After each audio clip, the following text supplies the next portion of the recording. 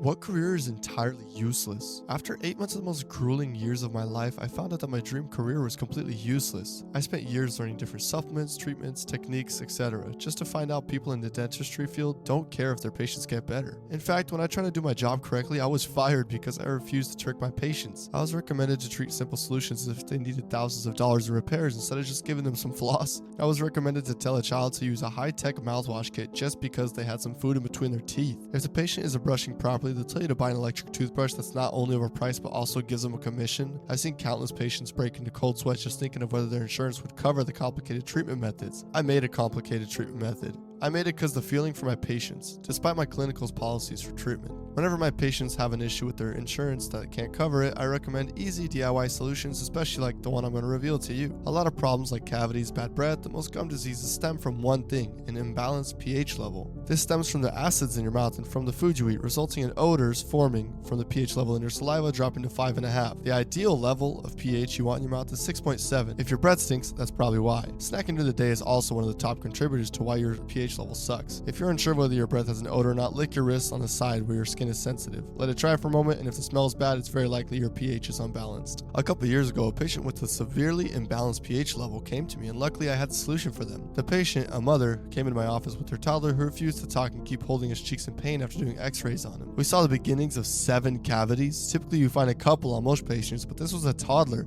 whose teeth hadn't even come in and was developing cavities already at an early age. This kid was on the edge of a gum disease at an early age, which is an ugly sight, and I see the child with teeth as bad as this, I morally have to assume the child is in a dangerous situation. I sat down with the mom and asked why she waited so long to take him for an appointment, or if she was already administering any oral care for him. She told me that it was only recently that her insurance approved her and covered the appointment. I told her while I understood her position, I didn't explain the condition of her kid's teeth. I remember watching her try to hold her composure in front of me. She told me in an effort to get him to enjoy solid foods, she started giving him lollipops and he developed a sweet tooth. It got so bad that he wouldn't even eat food unless he gets a lollipop after. She was so afraid of her kid not eating that cavities didn't even cross her mind. My clinic's policy was to give her baby fillings for his cavities and inevitably causing her to spend thousands of dollars due to the obvious sweet tooth problem. But I could see that she just needed one person to give her a chance. I told her to come back next week and I'd have treatment for her for free.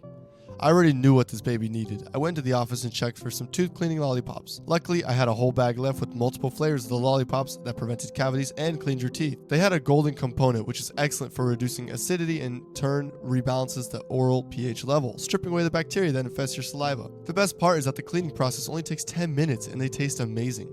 I picked the bag and when the next appointment rolled around, I gave it to the mother. I advised her to keep these with her son for every meal instead of whatever candy she was using before. After a couple more checkups, her son's teeth were healing well and there weren't any more visible signs of tooth decay. Thanks to the tooth cleaning lollipops, we worked something out for him. I also wrote her down a referral for a nutritional specialist and told her that I'd be in contact with her insurance very soon to make sure that her son could develop the eating habits he needed. I remember her not saying a word, just hugging me tightly and rocking for what felt like an eternity. After this incident, I ordered more of the tooth cleaning candy from the site and made personalized goodie bags for my patients.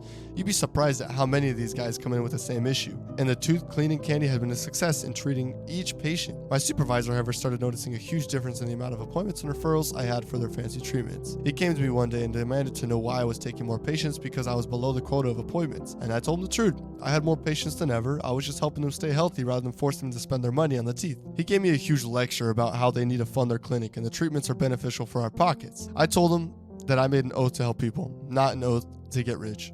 His face turned beet red and he fired me on the spot. Now, I get severance pay and patients who tell me that they eat the lollipops months after our appointments because they know it keeps their mouths in good conditions. To this day, I've actually kept in contact with that mom and I've seen her son grow up. He'll be starting middle school soon. He's been developing better eating habits like we'd hope, and he still loves to have one of those lollipops, so maybe some habits don't need to change.